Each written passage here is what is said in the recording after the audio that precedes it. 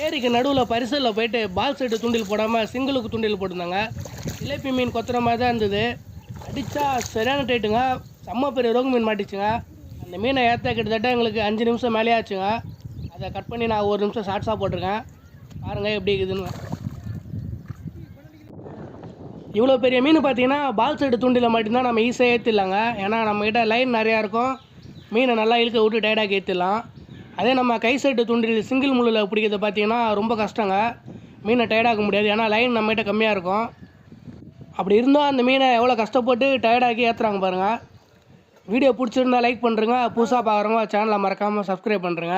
இந்த மாதிரி நீங்கள் ஏரிக்கு நடுவில் போய்ட்டு கை செட்டில் இவ்வளோ பெரிய மீன்லாம் பிடிச்சிருந்தீங்கன்னா மறக்காமல் கமெண்ட் பண்ணுங்கள். பார்த்து தெரிஞ்சுக்கிறேன்.